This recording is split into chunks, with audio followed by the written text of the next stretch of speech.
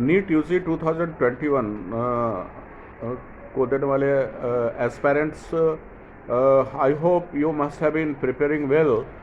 In fact, you see, today is 3rd August and your examination date is 12th September. In fact, तो आप अच्छे तरीके से तैयारी कर रहे होंगे, I hope so, and best of luck for your examination also. अभी एक सबसे बड़ी चीज़ है कि बहुत सारे बच्चों के दिमाग में ये चल रहा होगा कि इतने दिन है, कुछ और नए चैप्टर पढ़ लूँ और कुछ मार्क्स मेरे इंक्रीज़ कर जाएंगे। But I will suggest you guys कि अभी ये 31st को जो है, 31st का ये महीना है, इसमें आज तीसरा दिन निकल जाने वाला है। इस तरीके से आपके पास 27 डेज बच जाएंगे और अगले महीने में 11 दिन, तो ये टोटल 38 डेज़ के आसपास है। तो ये 38 डेज़ तो कम से कम आपको देना ही चाहिए आपको अपना मॉक टेस्ट के लिए।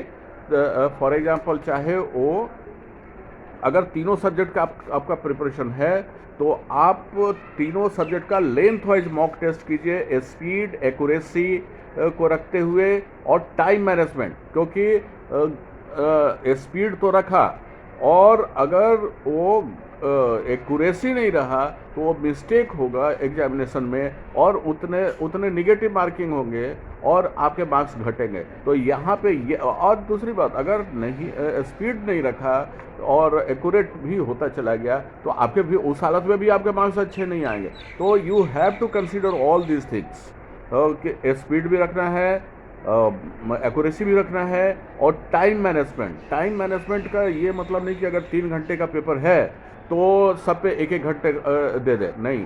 आपके बेस्ट जो 2 पेपर हैं, जैसे अगर सपोज बायोलॉजी और जूलॉजी आपका अच्छा है तो और आपका केमिस्ट्री अच्छा है तो इस पर ज़्यादा क्वेश्चन आपको करना चाहिए। इस पे स्पीड, एक्यूरेसी को मैंने मेंटेन करना चाहिए। कहाँ पे गलतियाँ आप कर रहे हैं उसको आइडेंटिफाई करके उसको रेक्टिफाई करें, कम से कम 3 बार जरूर करें और हर अटेम्प्ट में आपको I am giving you 100% guarantee कि 20% आपका इंक्रीज करेगा। ये मेरा प्रीवियस एक्सपीरियंस भी रहा है बच्चों के साथ, वो 20% इंक्रीज करता ही करता है। अगर सपोज आप 40% अभी ला रहे हैं, नेक्स्ट जो रहेगा आपका अटेम्प्ट आपने आइडेंटिफाई कर लिया अपने गलतियों को, तो आपका 60% तो वो करेक्ट होगा सेकंड अटेम्प्ट में। थर्ड अटेम्प्ट में आपका वही 80% करेक्ट होगा और इस तरीके से वो आगे बढ़ता जाएगा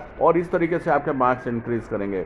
सपोज फिजिक्स आपका थोड़ा कम हो रहा है, उस पर कॉन्फिडेंस कम थोड़ा डेवलप हो रहा है, तो जो कि नॉर्मली बायोसाइड के बच्चों के साथ होता है, तो आप जो है उसमें सेलेक्टिव जो इम्पॉर्टेंट पेपर्स हैं, इम्पॉर्टेंट चैप्टर्स हैं, उनको आप करें। और 2016 से लेकर के, क्योंकि नीट जो है वो एग्जिस्टेंस में आया 2016 से, तो उसके बाद जो है आप करें वो बहुत ही अभी तक का, तो यानी कि 20 तक का तो आपको कर ही लेना चाहिए, ताकि आपको ये पता चले कि ट्रेंड क्या चल रहा है और किस चैप्टर पे, किस सब्जेक्ट के किस चैप्टर पे कितना स्ट्रेस देना है। That is very very essential. तो आप अपना और टाइम मैनेजमेंट जरूर रखें। जो भी 2 सब्जेक्ट आपका रेडी है उस पर डीप तक जाएं, एमसीक्यू करें, उस चैप्टर वाइज जो प्रिपरेशन हो रहा है, चैप्टर वाइज आप PYQs करें, मॉक टेस्ट दें चैप्टर वाइज, और तीनों सब्जेक्ट आपके अच्छे हैं, that is well and good. You will be getting good marks, good percentile and good college definitely. तो उसमें आपको ज़रूर लेंथ वाइज मॉकअप टेस्ट करना चाहिए। ये महीना अब वो नहीं है कि नए चैप्टर्स को आप उठाएं, क्योंकि ओनली 38 डेज आर रिमेनिंग। तो ये ज़रूर ख्याल रखें। अब तक जितना भी प्रिपरेशन हो गया आप उसको पूरे तरह से अपना बना लें उन चैप्टर्स को, तभी आपके मार्क्स अच्छे आएंगे। You have to consider this thing. So the best of luck for your examination guys, and if you are new to my channel, Please subscribe it, share it, and like it so that others also must be benefited. This message must go to them also, and a fair competition must come in future. And those who have already subscribed, I am highly obliged to them, and uh,